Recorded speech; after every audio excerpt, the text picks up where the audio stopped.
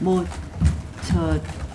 이 여당은 보이콧하면은 본인들은 잘 됐다 하고 그다음 패싱하는 게 여당의 전략이기 때문에 보이콧을 유도해서 패싱하는 게 여당의 전략이기 때문에 저희는 끝까지 끈질기게 있게 따져보겠습니다. 사실상 지금 저희로서는 자료 요구도 끝까지 하겠지만 지금 자료 거부 사유도요 정말 어이가 없습니다. 송금 내역 같은 것을 지금 사생활이라고 하는데 그것이 어떻게 사생활인지 그동안 이런 자료를 제출하지 않은 후보자들은 없었던 것 같습니다. 이거 배치가 거꾸로 됐구나. 아까 죄송합니다. 아까 깜깜할 때 차갖고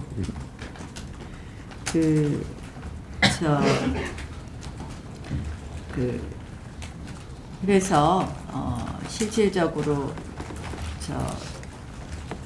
이러한 자료 요구를 거부한 부분에 대해서 저희가 계속해서 추궁도 해야 되겠지만 계속해서 요구하겠는 말씀드립니다. 청문회에 이제 실질적으로 청문회에 임하는 의원님들께서 모두 최선을 다할 생각이시고요. 오늘 국토부 장관의 경우에도 이미 말씀드리다시피 국토부 장관으로서 매우 부적절하지 않습니까? 우리가 국토투기부 장관이냐 이런 이름을 붙일 수 있는데 국토부 장관의 경우에도 많은 의혹이 나왔고 누구를 저희가 중점적으로 제일 나쁘다라고 하기 어려울 정도로 모두 백화점식 의혹을 다 가지고 있습니다. 과기부 장관의 경우에도 학자 출신이니까 우리가 처음에는 아무 일이 없겠지 했는데 실질적으로 많은 의혹이 나오고 있고요. 또 통일부 장관의 경우에는 절대로 우리 지금 이 정부에서 통일부 장관을 그대로 갔을 경우에는 앞으로 이 대북 정책이라든지 북한의 비핵화 문제라든지 이런 부분에 있어서 실질적으로 한미 동맹과도 어긋나고 사실상 이 북한의 비핵화에 대해서 국민 일반의 생각과 다르기 때문에 받아들이기 어려운 후보자일 뿐만 아니라 또한 이 도덕성 논란도 있는 것 같습니다. 또 그 밖에 중기부 장관, 안행부 중기부 장관도 다름이 없다고 생각을 합니다.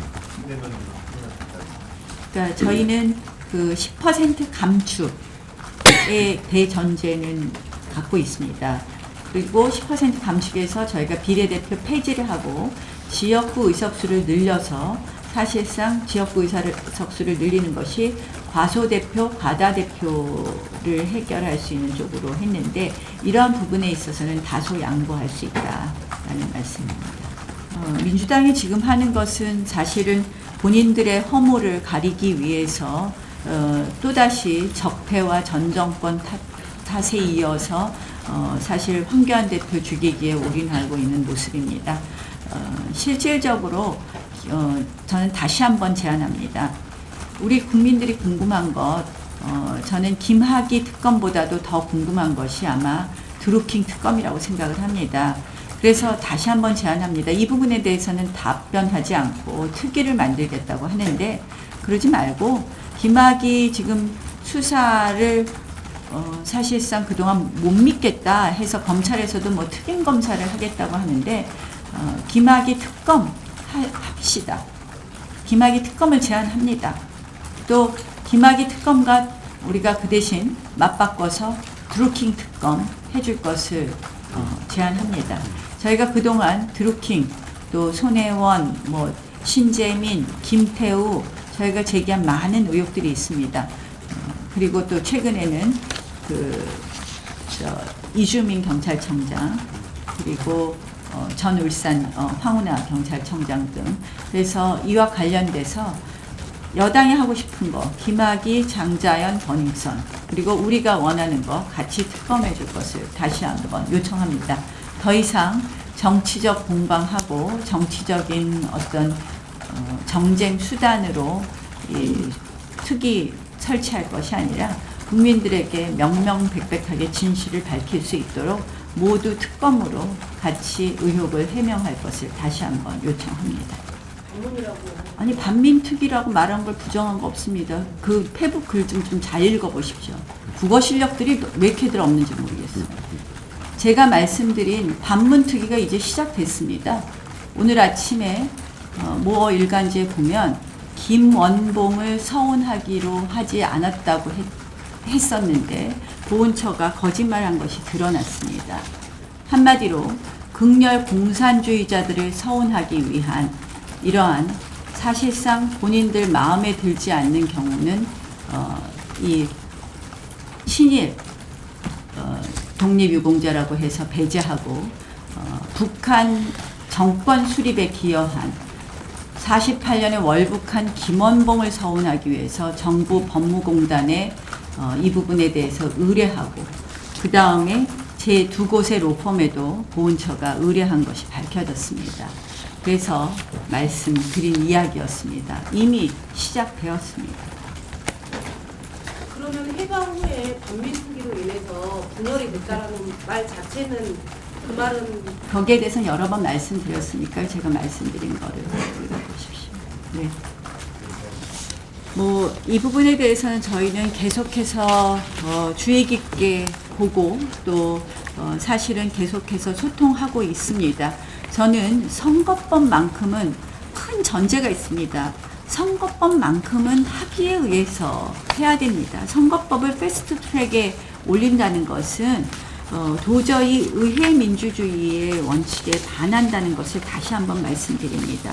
늘 선거법이 왜 이렇게 늦게 되냐 하고 많은 분들이 얘기하셨습니다. 제가 한번 조사를 해보니까 실질적으로 선거법이 역대 17대, 18대, 19대, 20대 이렇게 선거법 통과 시기를 보면요. 조사했었는데 평균 여기 있습니다. 평균 선거 47.2일 전에 지역구가 확정이 됩니다. 이게 좀 너무 늦은 감은 있지만 실질적으로 그만큼 합의에 의해서 선거법 부분을 통과시키려고 하고 마지막에 결정하는 부분이 있는 것입니다. 그래서 지금 아직도 기간이 많이 남아 있습니다. 그러나 우리가 조금 뭐 이렇게 늦게 가는 과거의 관행이 좋다는 이야기는 아닙니다. 그래서 이 선거법을 이렇게 일방적으로 강행시키지 말고 이 부분에 대해서는 우리가 이제 정치개혁 특위에서 제대로 좀 논의를 하자라는 것을 제안하는 것입니다.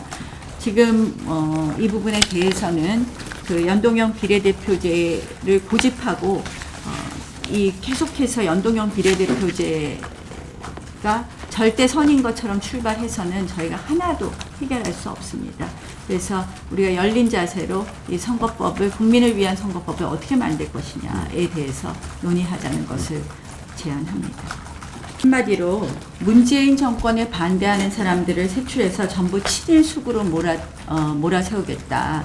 이런 지금 역사 공정이 시작했다고 보는 것입니다. 문재인 대통령이 3.1절에 이미 이 부분을 말씀을 하셨습니다. 아시다시피 이 빨갱이라는 말은 일제시대 때 친일파들이 만든 말이라는 취지의 말씀하셨습니다. 그리고 문재인 대통령이 중국을 방문해서 만난 사람이 누구십니까? 이 정율성이라는 작곡가의 외손자를 만났습니다. 정율성을 한중 외교의 상징으로 이야기했습니다. 정율성이라는 사람은 누구냐? 북한 혁명 군가를 작곡한 사람입니다. 중국 혁명 군가를 작곡했습니다. 단순한 음악가가 아닙니다. 실질적으로 공산주의 이념과 공산주의의 사상을 군가로 작곡한 사람입니다. 그런데 지금 정율성은 우리가 올려주고 지금 소위 각 학급 학교에서 이 친일파들이 작곡한 교가를 교체하겠다라는 이런 운동이 있습니다. 결국 이러한 것이 역사 공정의 하나로 보는 것입니다. 그래서 반문특위라는 것은 바로 본인들 문재인 정권에 반대하는 사람을 친일 수구로 몰아세우고 그리고 오히려 극렬 공산주의자들은 서운을 하려고 하는 것이 바로 이 핵심이다라고 보고 그런 의미의 반문특위가 시작됐다라는 말씀입니다. 그래서 오늘 아침에 김원봉 서원 부분도 마찬가지입니다. 우리가 이 부분의 역사 공정이 이미 정율성, 교가 이런 것을 봐도 아실 수 있고, 그래서 심지어 애국가를 바꾸겠다라는 이야기도 왕왕 있는 것으로 알고 있습니다. 그래서 그러한 우려를 표시한 것이라는 말씀을 드립니다.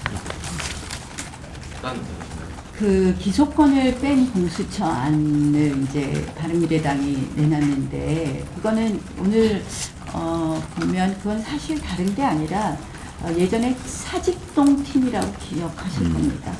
사직동 팀과 다름이 없다. 사직동 팀의 부작용으로 인해서 결국은 해체하고만 청와대 직속 수사기구였던 것, 경찰로 구성되었던 수사기구였던 것 기억하실 겁니다. 그래서 그것 역시 매우 위험한 제도이다.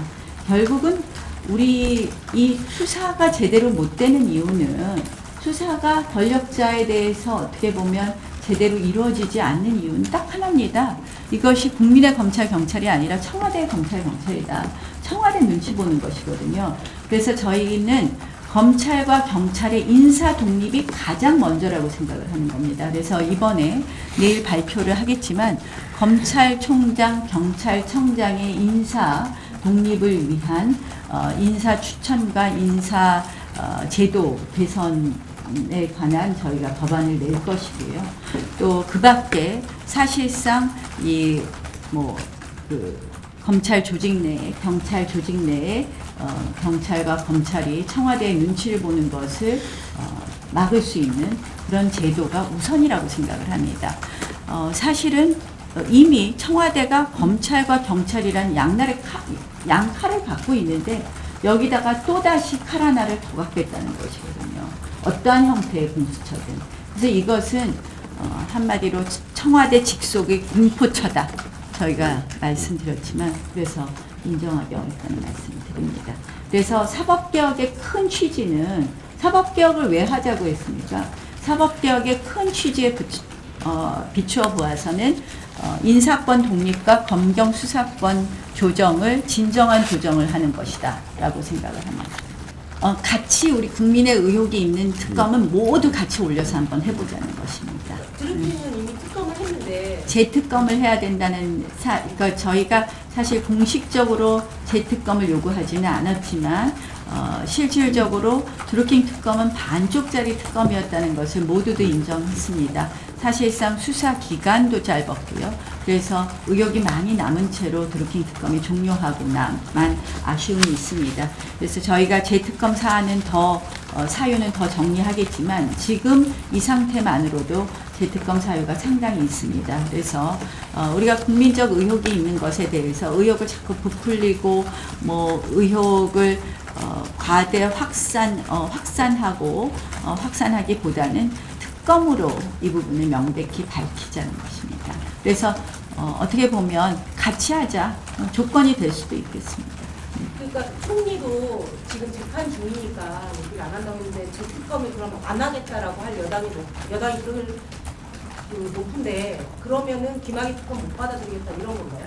여당은 왜 안 하겠다고 해야 되나요? 국민적 의혹이 있는 것을 밝혀야 되지 않을까? 그러니까 만약에 여당의 재특검을 못 받겠다라고 하면 김학의 특검은 절대 안 받겠다 이런 건가요?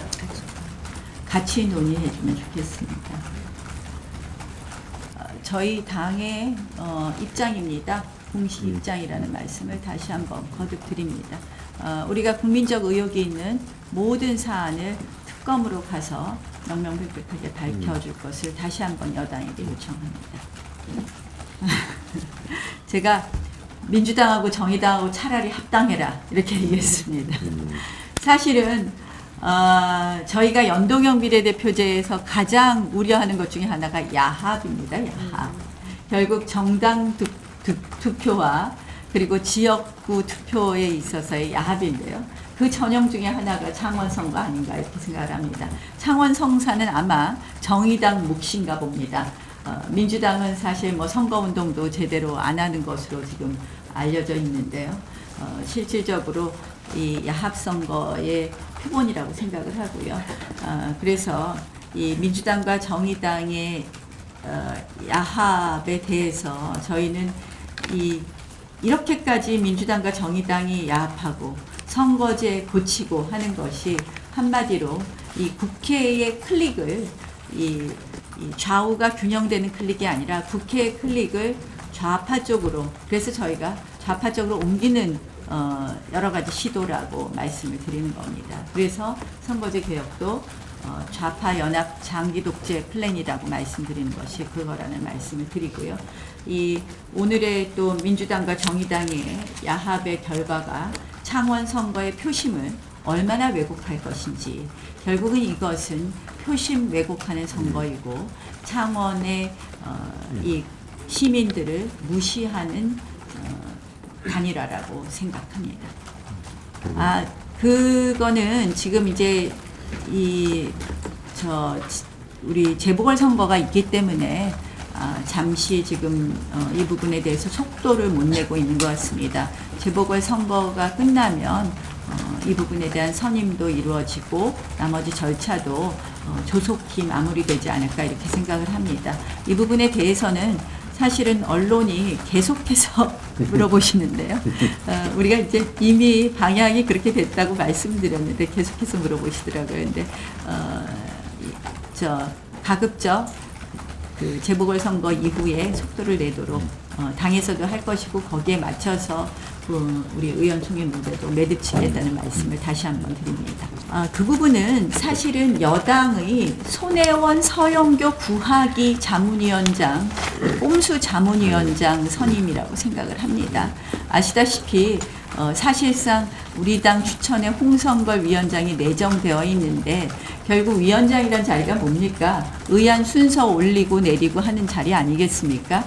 그런데 여당이 2살 나이 많은 꼼수 위원장 추천해서 실질적으로 우리가 의안 접수 건수로 따지면 손혜원 서영교 건이 먼저인데 이게 여당이 꼼수 추천을 한 거기 때문에 저희 당 자문위원들의 사퇴의 뭐 조건부 사퇴지 그것이 진정한 사퇴의 건이 아니기 때문에 저는 이것은 여당이 결자 해지해야 된다고 생각합니다.